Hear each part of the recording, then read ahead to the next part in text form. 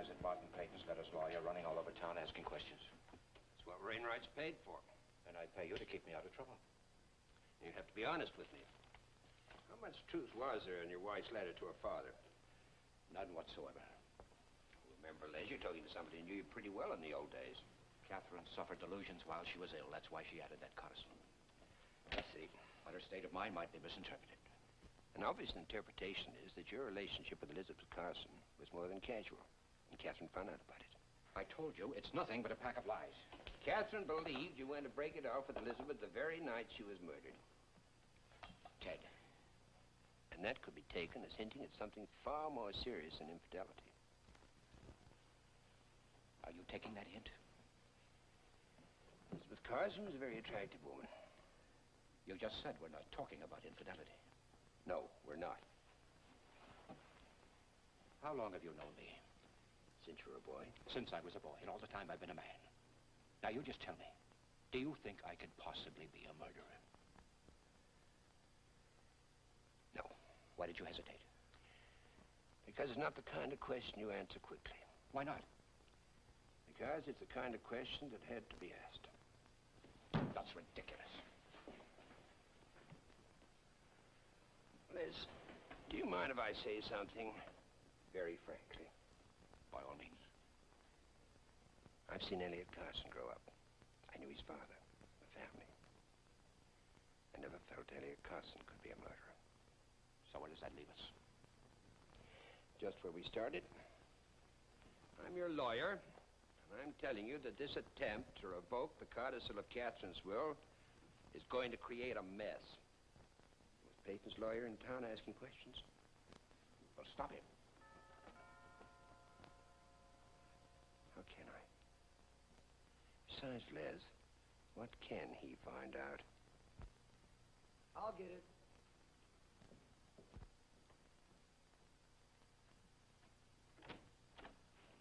Hello, Mr. Carson. Oh, Norman. Come on in. Thank you. I'd like to see your father if he's at home. Dad? Well, good evening, Elliott. Well, hello, Mr. Dahl. Nice to see you. How are you? Fine, thank you, fine. I'll be calling him. I'd like to talk to you. Thank you, Norman. Shouldn't you be doing your homework? Yes, sir. Good night, Dad. Good night, Mr. Carson. No, Norman. You know, Elliott, it's pretty late. I've had a rough day. Well, this won't take long. I just want an answer. An answer to what? How well did you know my wife? I just had a visit this afternoon from a man named Wainwright. He's your father-in-law's attorney. How well did you know my wife? Are you out of your mind? You didn't know her? Only to talk to. Where? When? Of course I knew her. You're not thinking, Elliott. Elizabeth went to school with my sister. That's not what I'm talking about. But I am. Now, you've had your answer. Then why did your father-in-law's attorney come to me? To stir up trouble, and apparently he did. Now, you can believe that, or you don't have to. It doesn't really make any difference to me. But just to put your mind at ease, I'll say it in so many words. I never had anything to do with your wife. That's the truth. Now, you can have a drink if you want one. Otherwise...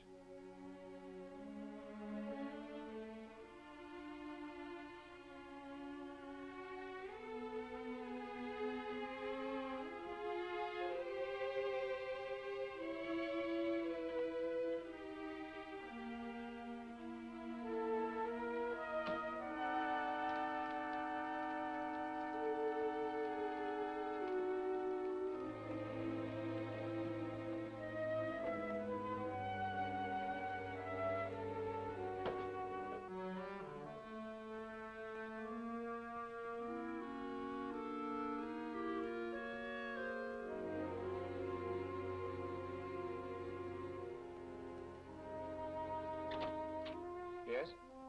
Dr. Rossi, if I gave you a scare, I'm sorry. My sister used to live here. I'm Paul Henley. Oh, yes, yes. Come in, come in.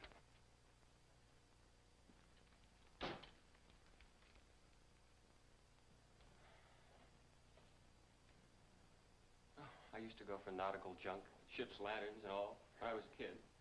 When you grow up, you have a change of perspective. You see things differently. Do you like living here? Very much. I'm afraid I wouldn't. I'm afraid it's not for me at all. Well, I can see where it might have some painful associations for you. No, I wasn't thinking of that. It's, the clutter. Well, can I get you a drink? Yes. What would you care for? Cognac? If you have it. Yes, I have. Why, didn't you think I would? Frankly, yes. Well, why did you ask for it?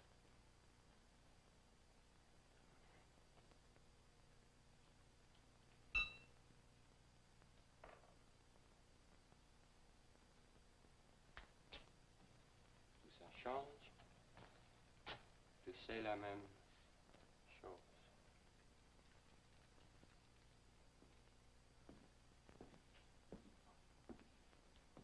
The more it changes, the more it remains the same.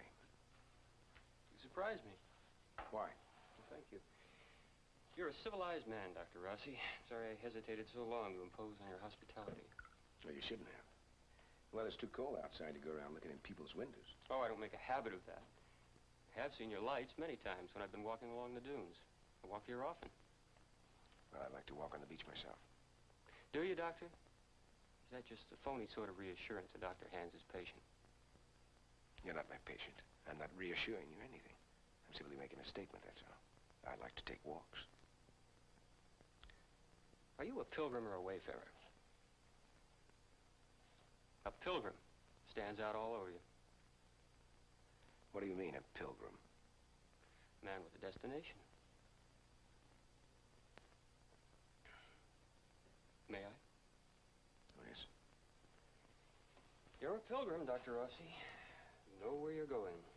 What about you? You don't know? I don't care where I'm going, not where I've been. I'm a wayfarer, wanderer. Mr. Hanley, why do you bother to go anywhere? I like looking at the sights. And you like to talk? That, too. Mr. Hanley, you fling words around like a man that kicks up a cloud of dust hoping to find some place to hide. Don't psychoanalyze me, Doctor. Well, don't come here begging for it. I didn't come here to argue with you.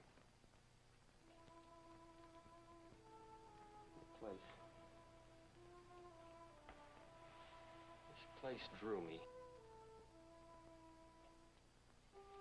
I was half afraid that if I knocked, it might not be you who answered. It's like being a little boy again and hurrying home after dark, looking for the lighted window, the smell of the wood smoke. I was afraid, or I hoped, that it would be her. I'd knock and she'd be standing there waiting to scold me for coming home so late, to tell me to wash my hands before supper.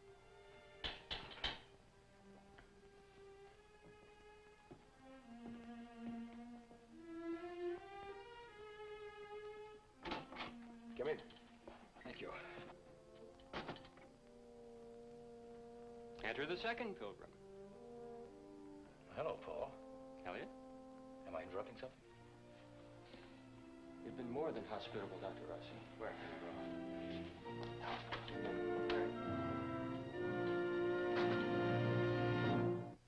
Preview from the continuing story of Peyton Place. I just talked to Elliott Carson. He said that Paul Hanley saw him leave your house the other night. He asked a lot of questions, and Elliott thinks he might find some answers. I knew men like him in prison. They want to destroy everything that's clean and decent. You'd be a prime target for a man like Paul Hanley. Are you sure you want to go through with this? Have you thought about grounds? Sir, there was fraud. Thought I was going to have the baby.